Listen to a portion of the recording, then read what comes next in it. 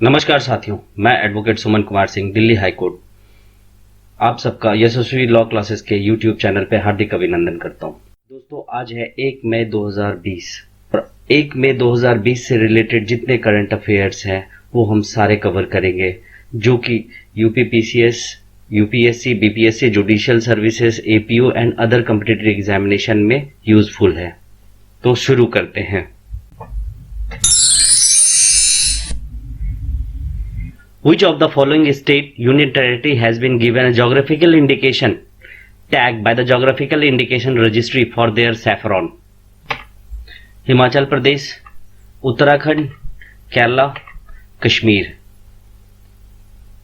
बताइए आंसर क्या होगा? आपका आंसर है डी, कश्मीर। अब इसमें एक पॉइंट आ गया, ज्योग्राफिकल इंडिकेशन। अब देख लेते हैं ज्योग्राफिकल इंडिकेशन क्या होता है। A geographical indication is a name or sign used on product which correspondent to a specific geographical location or origin. Example, town, region or country. The use of geographical indication as a type of indication of source act as certification that product possesses certain quality, is made according to traditional method or enjoy a certain reputation due to its geographical origin. GI tag अथवा पहचान उस वस्तु या उत्पाद को दिया जाता है जो विशिष्ट क्षेत्र का प्रतिनिधित्व करती है अथवा किसी विशिष्ट स्थान पर ही पाई जाती है अथवा वह उसका मूल स्थान होता है। ये एक इंपॉर्टेंट चीज मैं लिखना इसमें भूल गया कि ये 10 वर्ष के लिए वैध होता है, बाद में इसको रिन्यू करवाना पड़ता है। Kashmiri saffron which is cultivated and harvested at the Karewa Highlands of Jammu and Kashmir, or it has been geographical indication tagged by the geographical indication registry. इसी को geographical indication registry के द्वारा geographical indication tag दिया गया है। ठीक है। The species is growing in some region of Kashmir including Pulwama, Budgam, Kishtwar and Srinagar also. इन सब जगहों पर भी सेम तरीके का केसर उपजाया जाता है। ठीक, सैफरॉन का मतलब केसर होता है। अब टाइप ऑफ सैफरॉन्स जो कश्मीर में अवेलेबल है वो होते हैं लच्छा सैफरॉन, मोंगरा सैफरॉन, गुच्छी सैफरॉन। ठीक है। Next, which of the following department of design has completed a project in designing bamboo furniture to meet the requirement of primary health center in rural Assam during COVID-19 pandemic? मतलब जो असम के rural health centre हैं जहां पर कि hospitals के अंदर bed नहीं है, वहां पर बेड बनाने के लिए बैम्बू फर्नीचर डेवलप किया गया है। किस डिपार्टमेंट के द्वारा? Indian institute of technology Guwahati, Indian institute of technology Bombay, Indian institute of technology Delhi, Indian institute of technology Kanpur. तो यहां इसमें थोड़ा ट्रिक हो जाता है, ट्रिक से आंसर लाया जा सकता है कि जैसे बैम्बू तो बॉम्बे में होता नहीं है, दिल्ली में भी नहीं होता और कानपुर में थोड़ा बहुत होता है, लेकिन उस तरीके का स्ट्रांग और मजबूत बैम्बू नहीं होता जैसा कि असम और गुवाहाटी की तरफ होता है। ट्रेड फेयर वगैरह लगता है तो हैंडीक्राफ्ट वहीं से आता है, उधर के बड़े अच्छे होते हैं बैम्बू के हैंडीक्राफ्ट। तो एक ऑप्शन में एक अंदाजा से लगाया जा सकता है और सही भी हो जाएगा, क्योंकि Indian institute of technology Guwahati ने ही ऐसा बेड डेवलप किया है। ठीक है, इसलिए आंसर है आपका ए, और ये बेड देख लीजिए इस तरीके का डेवलप किया है इन्होंने। Next, which state has started जीवन अमृत योजना? मध्य प्रदेश, गुजरात, हरियाणा, उत्तर प्रदेश। तो आपका आंसर बताइए। आंसर है ए, Madhya Pradesh.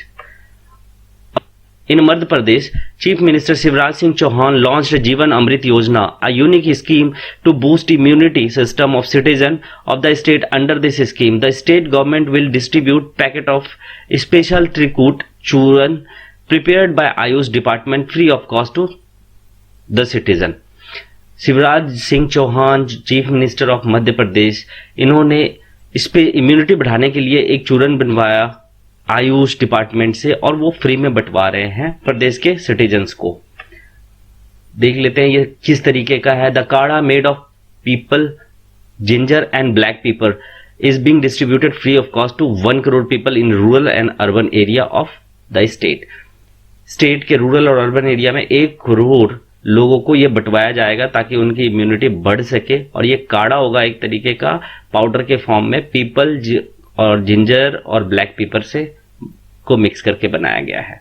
Next, which of the following organization has launched access to COVID tools acceleration initiative? COVID-19 tool accelerator initiative किसने लॉन्च किया है? आपके ऑप्शन हैं WHO, United nation, WTO, G20. तो ये एक तरीके का प्लेटफॉर्म होगा जिससे कि कोविड से लड़ने के लिए, कोविड-19 से लड़ने के लिए जो भी बेस्ट पॉसिबल टूल्स अवेलेबल होंगे उसको से इजीली एक्सेलरेट किया जाए. तो ऑप्शन है G20. आंसर है G20. Access to COVID-19 tool accelerated initiative will a global platform to action to enhance connections and leverage interdependency for collective partnership, problem solving, mobilizing and guiding investments and driving equitable access for new COVID-19 diagnostics, therapeutics and vaccines. इनको diagnose करने के लिए जो भी best possible platform होगा वो provide करवाया है एक्सेलरेटिव इनिशिएटिव टूल्स के द्वारा G20 ने. अब इसमें कुछ चीजें आ गई है, कुछ एक टर्म आ गए, WHO, UN एंड WTO. अब इनके ज्यादा कुछ नहीं हम लोग याद करते हैं, कुछ एक चीज याद कर लेते हैं जो क्वेश्चंस में आते हैं, बार बार रिपीट होगा, याद हो जाएगा.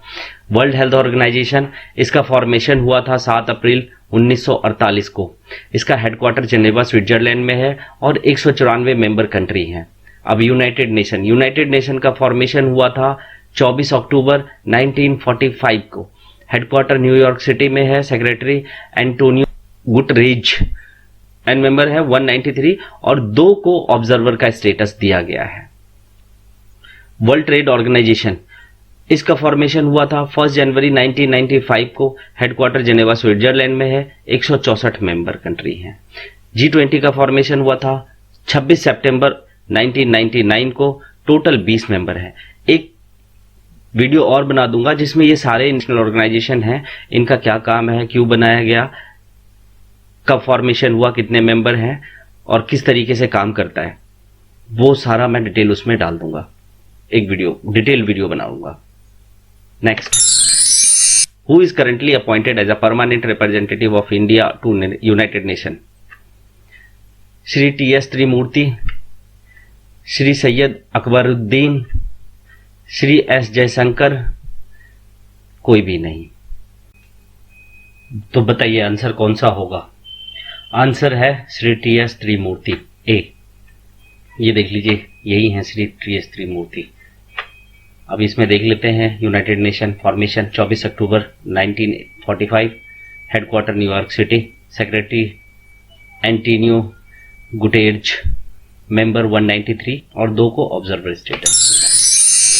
Next, which bank has approved $346 million, around 2,616 crore रुपए loan to Indian government to provide reliable power connection in rural area of Maharashtra? आपके ऑप्शन हैं Asian development bank, world bank, reserve bank of India, कोई भी नहीं. बताइए.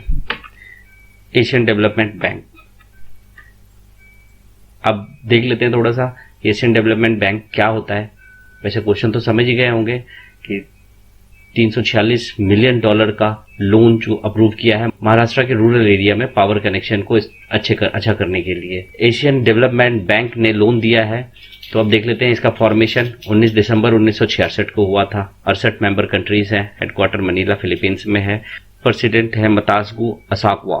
17 जनवरी 2020 से हैं और ये जापान से है. Next, who took charge as a new economic affair secretary on May 1st to 2020? He has assumed charge at a time when the economy is under severe stress due to ongoing coronavirus pandemic. किन्होंने economic affair secretary का charge 1 मई को लिया है और वो भी ऐसे टाइम पे जब इकोनॉमी जो है बहुत प्रॉब्लम से गुजर रही है. इस कोरोना वायरस की वजह से। श्री विवेक सिंह, श्री अनिल यादव, श्री अम्बरीश शर्मा, श्री तरुण बजाज। बताइए, आपका आंसर है, सही आंसर है डी, श्री तरुण बजाज। ये रहे आपके Shri Tarun Bajaj.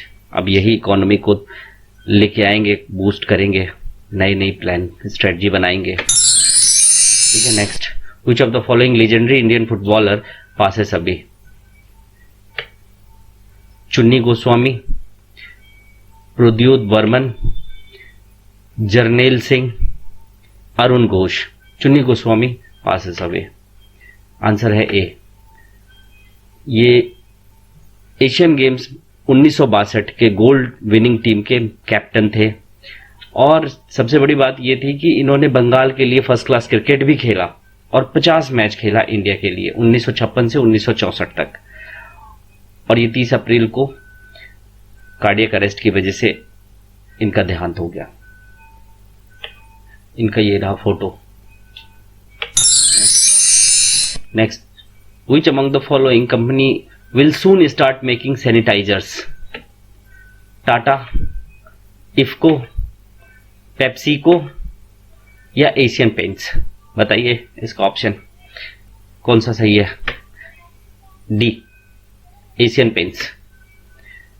Asian Paints, India largest pen maker, announced on 1st May 2020 that it will start making hand and surface sanitizer under Viroprotec brand। तो इसका जो ब्रांड नेम होगा वो Viroprotec के नाम से। नेक्स्ट, द किसान सभा application was launched by the which of the following institution? किसान सभा एप्लीकेशन कौन से इंस्टीट्यूशन के द्वारा लॉन्च किया गया? आपके ऑप्शन है Indian agriculture research institute, national dairy research institute, Punjab agriculture university, CSIR, CRRI। बताइए आपका ऑप्शन कौन सा सही है। D, CSIR, CRRI। The Kisan Sabha application was launched by Council of Scientific and Industrial Research Center, Road Research Institute. On May 1st, 2020, the application will connect farmers to freight transportation management and supply chain amid COVID-19 lockdown. ठीक है, कोविड-19 की वजह से जो lockdown हुआ है, farmer को transportation अपना जो है उनका पैदावार है उसको मार्केट तक ले जाने में या एक जगह से दूसरी जगह ले जाने में ट्रांसपोर्टेशन में बड़ी प्रॉब्लम हो रही है। तो अब ये जो है एक ऐप लॉन्च किया है किसान सभा एप्लीकेशन, जो कि इनको असिस्ट करेगा ट्रांसपोर्टेशन के लिए। तो दोस्तों, अपना आज का सेशन यहीं पे एंड करते हैं। मैं आप लोगों का सजेशन एक्सपेक्ट करूंगा, प्लीज़ सजेस्ट करें और अगर अच्छा लगे तो शेयर करें, सब्सक्राइब करें और अगर कुछ गड़बड़ है तो प्लीज़ सजेस्ट करें। Thank you very much.